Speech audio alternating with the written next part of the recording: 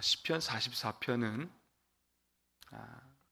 아수르가 남유다를 침공할 때를 배경으로 하고 있습니다.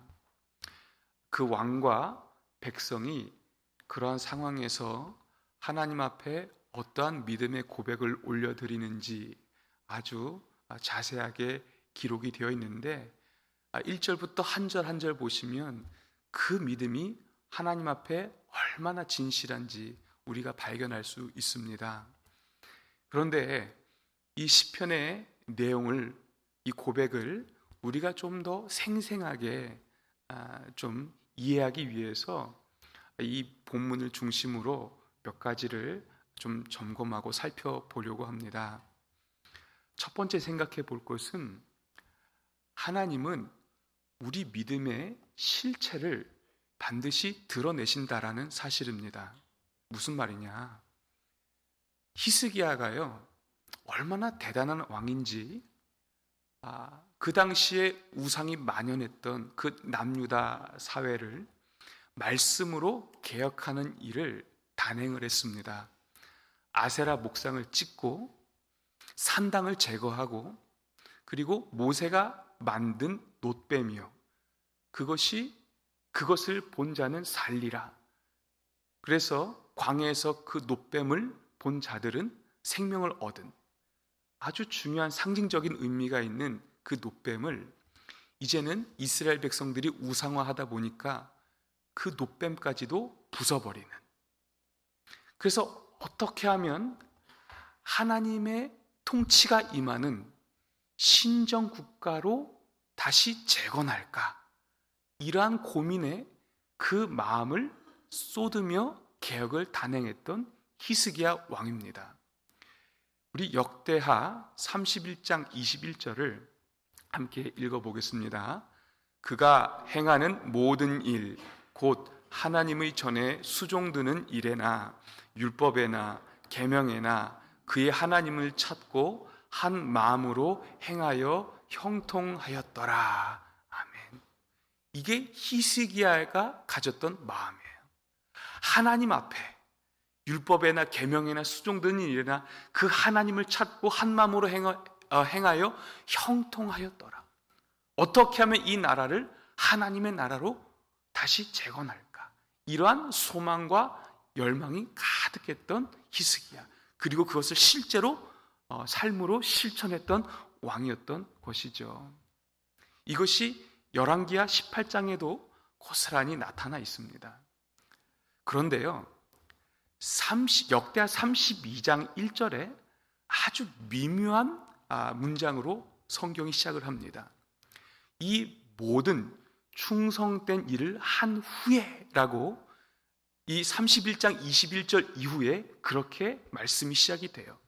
히스기야가 이 모든 충성된 일을 한 후에 어떠한 일이 발생을 하느냐? 아수르 산헤립이 이 남유다를 침공을 하면서 여러 견고한 성읍들을 점령하는 사건이 발생을 하는 거예요. 상상을 해보세요. 내가 믿음을 가졌어요. 하나님을 사랑하는 마음으로 이 나라를 재건하기 위해서 말씀 가운데 개혁을 단행했습니다. 열심으로 쏟았습니다. 그런데 그 일을 한 후에, 충성된 일을 한 후에 어떠한 일이 생겼다고요? 아수르의 산헤립이 쳐들어 밀고 들어오는 거예요. 그러면 히스기야의 반응이 어땠을까요? 믿음으로 반응했을까? 그것이 아니라 18장에 보시면 히스기야가 무슨 일을 했느냐? 산헤립 왕 앞에 내가 범죄하였나이다, 이렇게 고백을 해요. 범죄하였나이다 하면서 내가 조공을 바치겠습니다, 약조를 하니까 산헤립 왕이, 그러면 당신이 은 300달란트와 금 30달란트를 내게로 조공으로 바쳐라. 그러니까 머리를 조아리면서 이제 왕궁의 곳간에 은 다 털어서 주고, 그것도 모자라니까 성전에 있는 그 은까지도 다 주고, 금은 자기가 그 성전 문과 기둥에 입힌 것을 다 벗겨내서 그 왕에게, 아수르 왕에게 다 갖다 바치는 것입니다. 그 너무나도 상반된 히스기야의 행동이 나타난 것 아니겠습니까?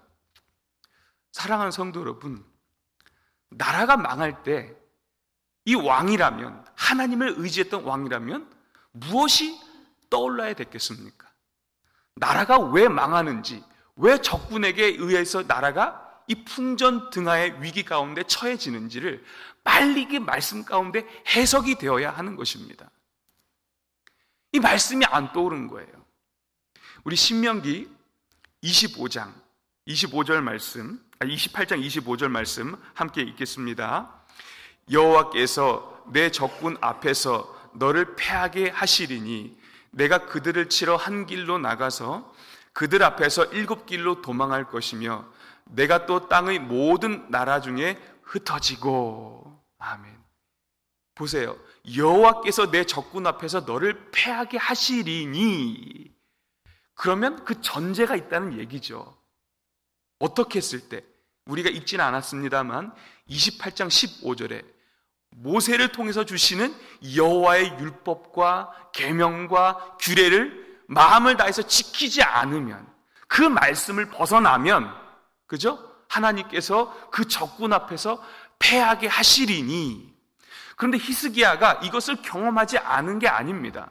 그가 앞서서 북이스라엘이 아수르에게 망하는 것을 본인이 경험을 했습니다. 열왕기하 18장 12절 말씀 한번 보여주세요. 읽겠습니다. 이는 그들이 하나님 여호와의 말씀을 듣지 아니하고 그의 언약과 여호와의 종 모세가 명령한 모든 것을 따르지 아니하였음이더라. 아멘. 북이스라엘이 망한 이유가 열왕기하 18장 12절에 고스란히 나타나 있죠. 그들의 군사력 때문에 망한 것이 아닙니다. 전술이 모자라서 그런 것이 아닙니다. 무기가 하찮아서 그런 것이 아닙니다. 뭐예요? 그 언약과 말씀, 그 모든 것들을 듣지 아니하고 따르지 아니하였음이더라. 여기에 문제가 있던 것입니다. 느헤미야가요, 이 수상궁에 있을 때에 무슨 소식을 듣습니까? 동족이 환난을 당하고 예루살렘 성이 허물어지고 성문들은 불탔다는 소문을 듣지 않습니까? 그때 느헤미야는 어떻게 반응을 했는가? 1장 4절에, 느헤미야 1장 4절에 이 표현이 있습니다. 내가 이 말을 듣고 수일 동안 슬퍼하면서 기도하는데 그 기도의 내용이 무엇이냐? 느헤미야 1장 6절, 7절에 이런 표현이 있는데 제가 6장 중반부터 한번 봉독하겠습니다. 우리 이스라엘 자손이 주께 범죄한 죄들을 자복하오니 주는 귀를 기울이시며 눈을 여시사 종의 기도를 들으시옵소서. 나와 내 아버지의 집이 범죄하여 주를 향하여 크게 악을 행하여 주께서 주의 종 모세에게 명령하신 계명과 율례와 규례를 지키지 아니하였나이다, 이것입니다. 느헤미야가 자기 동족의 환난과 성벽이 무너진 것, 성문이 불타는 것을 보고 어떻게 해석을 해요? 아, 우리의 군사력에 문제가 있구나, 힘이 없어서 이 일을 당하는구나, 이렇게 해석을 하고 결론 내는 것이 아니라 우리의 이 조상의 가문이, 우리 민족이 하나님의 말씀을 지키지 아니하였구나, 이렇게 해석이 되는 거예요. 히스기야가 빨리 이 말씀을 떠올렸어야 되는 것 아니겠습니까? 그죠? 그런데요, 더 놀라운 것은 이렇게 조공을 바쳤는데 그 사네립 왕이 보냈던 그 이제 랍사게가 그냥 떠나지 않고 예루살렘을 오히려 더 함락하려고 하면서 그 히스기야의 중심에 있었던 그 내면을 더 들춰내고 있습니다. 이 아수르가 바벨론과 전쟁을 이기면서 서남쪽으로 이제 정복해서 내려오는데 두로를 무찌르고 블레셋을 이기고 모압과 암몬과 에돔에게 조공을 받으면서 유다를 에워싼 것입니다. 그때 랍사게의 말에 이런 조롱이 섞여 있습니다. 너희가 상한 갈대를 의지하는도다. 상한 갈대가 무엇입니까? 애굽을 지칭하는 거예요. 그 당시에 아수르의 세력이 너무 크다 보니까 이 반아수르 동맹국가가 형성이 되어 있었는데 남유다가 그 중에 하나였던 것이죠. 그러니까 히스기야가 무엇을 의지합니까? 개혁을 단행하고 마음으로 하나님의 뜻을 이루려고 참 많은 일들을 감행했지만 그 마음에 조공을 바치는 것과 또 은밀하게 애굽을 의지했던 것을 봤을 때에 진정으로 하나님을 100% 믿고 신뢰함이 없었다는 것이 여실하게 드러나는 것입니다. 그러니까 하나님이 우리에게 믿음이 있다 하지만 진짜 우리에게 믿음이 있는지, 어떤 환경에 우리를 몰아붙이셔서 우리의 믿음의 실체를 드러나게 하실 때가 있더라는 것입니다. 우리가 다 믿음이 완전하지 않죠. 그래서 히스기야에게 귀한 것 한 가지가 또 있습니다. 두 번째는 하나님은 회개의 자리에서 온전한 믿음을 회복시키시고 구원을 베푸신다는 사실입니다. 자, 보세요. 이제는 정신이 퍼쩍 드는 거예요. 열왕기하 18장 35절에 보니까요, 랍사게가 이 여호와가 내 손에서 이 이스라엘을, 예루살렘을 건져내겠느냐 도발을 하죠. 그때 정신이 퍼쩍 들어서 열왕기하 19장 1절 보니까 그 왕이 옷을 찢고 배를 두르고 어디로 갑니까? 자기가 금을 다 뜯어냈던 그 하나님의 전 성전으로 들어가서 기도하기 시작을 하는 거예요. 랍사게가요, 또 그 사네립의 그 서신을 받아들고 위협적인 편지를 왕에게 갖다 주니까 어떻게 합니까? 그 편지를 들고 하나님 앞에 펴놓고 기도를 하는 것입니다. 완전하게 변한 거예요. 누구를 의지하느냐? 이제는 자각이 되는 거예요. 오늘 그 타이밍이 이 시편 44편의 배경이 되는 것입니다. 그러면 그 믿음이 얼만큼 순전하고 어떻게 진실해졌는가? 우리 시편 말씀을 한번 보겠습니다. 시편 44편 20절, 21절. 시편 44편 20절, 21절 함께 읽겠습니다. 우리가 우리 하나님의 이름을 잊어버렸거나 우리 손을 이방 신에게 향하여 폈다면 하나님이 이를 알아내지 아니하셨으리이까. 무릇 주는 마음의 비밀을 아시나이다. 아멘. 보세요. 이 왕과 백성의 마음이 어떻게 변했어요? 이제는 아수르를 더 의지하지 않겠다는 거 아닙니까? 내가 그 병과 마병을 얻으려고 애굽을 더 의지하지 않겠다는 거예요. 하나님께 내 손을 들고 하나님께 도움을 구하겠다는 것입니다. 그런데 보세요. 21절에요. 하나님이 이를 알아내지 아니하셨으리까. 내 마음의 진실을 하나님이 꿰뚫어 보지 아니하셨으리까. 이 말이에요. 무릇 주는 마음의 비밀을 아시나이다. 내 마음에 감추인 것들을 다 아시나이다. 그러니까 하나님을 의지한다, 하나님만을 붙든다라는 이 고백의 진실함이 거짓이 하나도 없다라는 것을 그가 구구절절하게 고백을 하는 것입니다. 네. 하나님은 우리의 환경을 몰아가셔서 우리의 믿음의 실체를 드러내시고 결국에는 하나님 앞에 회개하는 자리까지 밀어넣으셔서 우리의 믿음을 세워가시는 분이심을 믿으시기를 바랍니다. 그러면 우리의 믿음이 세워질 때에 어떠한 마음의 변화가 나타나는가? 우리 오늘 읽었던 본문 44편 6절 7절 말씀 함께 봉독하시겠습니다. 나는 내 활을 의지하지 아니할 것이라. 내 칼이 나를 구원하지 못하리이다. 오직 주께서 우리를 우리 원수들에게서 구원하시고 우리를 미워하는 자로 수치를 당하게 하셨나이다. 아멘. 자, 보세요.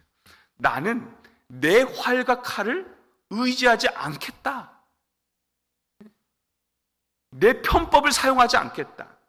이 문제를 해결하기 위해서 내 방식을 쓰지 않겠다. 왜? 이것을 내 힘으로 해결할 수 없다라는 것을 너무 잘 깨달았으니까요. 은금 다 뜯어가지고 바쳐도 봤습니다.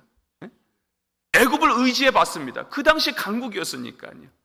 그런데도 그 방법과 전술과 정치력으로도 해결이 안 되는 거예요. 그러니까 이제 더 이상 천부의 의지 없어서 손들고 옵니다. 주님만을 바라보고 내 칼과 내 활을 다 부서뜨리고 하나님을 의지하고 그 앞에 엎드리는 그 왕과 백성의 모습이 여기에 고스란히 나타나는 것입니다. 우리 인생의 문제가 어디에서 나타날까요? 우리가 살아가면서 내 손으로 어느 정도 해결할 수 있는 문제가 있고 내가 아무리 발버둥 쳐도 할 수 없는, 풀어낼 수 없는 문제들이 있죠. 그런데 내가 할 수 없는, 해결할 수 없는 문제를 내 힘으로 풀어내려고 할 때에 그때 문제가 생기는 거예요. 세상의 방식을 동원하고 편법을 쓰고 말씀의 법도를 어겨가면서 그 목적을 달성하려고 발버둥치는 나의 모습을 어떨 때는 바라보게 되는 것입니다. 그 일들이 하나님 앞에서 온전히 해결이 되던가요? 하나님은 오히려 그런 일들을 통하여서 환난의 자리로 더 밀어넣으실 때가 있는 거예요. 온전한 믿음을 갖게 하시기 위하여, 자기의 칼과 자기의 활을 의지하지 않게 하기 위하여. 7절 보니까요, 오직 주께서 뭐 하셨다고요? 원수들에게서 구원하시고. 그러니까 오직이에요. 오직 하나님만이 구원을 베푸시는 거예요. 하나님만이 승리를 주시는 거예요. 온전한 믿음을 가진 사람들의 반응이 이렇게 바뀌는 것입니다. 나는 내 칼과 활을 의지하지 않겠다. 두 번째 인식의 변화는 하나님으로 말미암는 고난을 기꺼이 감당하는 자세가 확립이 된다는 것입니다. 무슨 말이냐? 22절, 44편 22절을 함께 읽겠습니다. 시작. 우리가 종일 주를 위하여 죽임을 당하게 되며 도살할 양같이 여김을 받았나이다. 아멘. 보세요. 여기에 우리가 종일 주를 위하여 죽임을 당하게 되며, 주를 위한다라는 말은 주님 때문에, 이런 표현이에요. 당신 때문에 어떤 상황에 놓였다고요? 죽임을 당하게 되고 도살할 양같이 여김을 받게 되었다. 이게 어떤 상황입니까? 이제는 이 히스기야 왕과 그 백성이 더 이상 아수르를 의지하지 않겠다, 머리 조아리지 않겠다, 애굽도 의지하지 않겠다, 반아수르 동맹을 맺었던 그 주변 국들과 손을 잡지 않겠다, 하나님만을 의지하겠다. 주님 때문에 이러한 고난과 수치와 모욕을 당하는 자신들의 모습을 이렇게 보여주고 있는 것입니다. 그런데 이런 것들이 이상한 게 아니라 하나님께만 구원의 문이 있기 때문에, 구원을 베푸시는 분이 하나님 뿐이시기 때문에 하나님만을 더 의지하겠다라는 완곡한 표현이 되는 것입니다. 사도 바울이요, 이 본문을 로마서 8장 36절에 그대로 인용을 하고 있습니다. 교회가, 성도가 믿음으로 이 땅을 살아갈 때에 박해를 받는 것이 이상한 것이 아니라는 것을 말하고 있는 거예요. 당연하다는 것입니다. 적당히 타협하고 적당히 편법을 쓰고 적당히 정치력을 이용하면 그저 그런 대로 아무런 탈 없이 살아갈 수 있죠. 무슨 문제가 생기겠습니까? 그런데 오직 믿음으로 말씀대로 살아갈 때에 성도는 반드시 환난과 고난을 직면하게 된다는 것입니다. 이것이 그런데 이상한 것이 아닙니다. 그런 환난과 고난을 우리가 감당할 수 있는 이유가 어디에 있겠습니까? 우리가 주님 때문에 죽임을 당하고 도살당할 양 같은 그런 처지에 놓여 있을 수 있는 그런 원천이, 힘이 어디에 있습니까? 로마서 8장 37절 한번 읽겠습니다. 그러나 이 모든 일에 우리를 사랑하시는 이로 말미암아 우리가 넉넉히 이기느니라. 아멘. 주님을 사랑하는 마음으로 그 말씀을 붙들고 그래도 좌로나 우로나 치우치지 않고 순종하기 위해서 몸부림치다 보면 하나님이 그 사랑 안에서 넉넉히 이길 수 있는 힘을 우리에게 공급하신다고 약속을 하시는 것입니다. 넉넉히 이긴다라는 것은 그냥 어느 정도 이기겠다, 이 정도가 아니라 이기고 또 이긴다라는 것입니다. 완전하게 승리한다라는 하나님의 선포가 여기에 담겨져 있습니다. 오늘 보세요. 히스기야가요, 정말 이 아수르 왕이, 그 국가가 유다를 침공하면서 예루살렘을 에워싸고 이제 죽음으로 위협할 때에 다른 것 의지하지 않고 자기의 옷을 찢고 성전에 들어가서 기도하고요, 그 위협적인 서신을 하나님 앞에 펴놓고 기도할 때에 하나님이 어떠한 응답을 주셨습니까? 우리 열왕기하 19장 34절 말씀 함께 읽겠습니다. 시작. 내가 나와 나의 종 다윗을 위하여 이 성을 보호하여 구원하리라 하셨나이다 하였더라. 아멘. 아멘. 네. 내가 주님 때문에 죽임을 당하고 도살당하는 양 같은 처지에 있을지라도 내가 하나님을 믿는 믿음을 가지고 더 이상 내 칼과 활을 의지하지 않고 애굽의 병마를 가지러 내려가지 아니하고, 그죠? 조공을 하면서 머리를 조아리지 않고 하나님을 붙들 때에 하나님께서 그 사랑 가운데 넉넉히 이기게 하시니라. 이사야를 통해서 이 응답을 주신 것입니다. 내가 이 성을 반드시 구원하리라, 보호하리라, 이것입니다. 말씀을 정리하겠습니다. 사랑하는 성도 여러분, 우리의 믿음은 완전하지 않죠. 늘 부족함이 있습니다. 때문에 우리가 이미 이루었다, 이제는 완성되었다, 우리가 안주하고 안심할 것이 아니라 우리가 접하는 늘 말씀 속에서 우리의 믿음의 점검이 있기를 예수님의 이름으로 축원합니다. 가만히 돌아보면 나에게 믿음이 있는 것 같은데 예수님께 내 한 발을 디뎌놓고 내 한 발은 세상에 디디면서 적당히 타협하며 살아갈 때가 있지는 않은가. 하나님은 99%를 원하시는 것이 아니라 우리 마음의 100%를 원하시는 것입니다. 하나님, 내가 내 활과 칼을 의지하지 않습니다. 하나님께만 완전한 구원이 있습니다. 하나님을 의지합니다. 이러한 믿음의 고백이 오늘도 성령님께서 주신 은혜 가운데 재확립되시기를 예수님의 이름으로 축복합니다. 마지막으로 우리가 믿음으로 살 때에 고난이 있는 것이 당연한 것입니다. 고난이 없지 않습니다. 예수 믿으면 복 받습니다.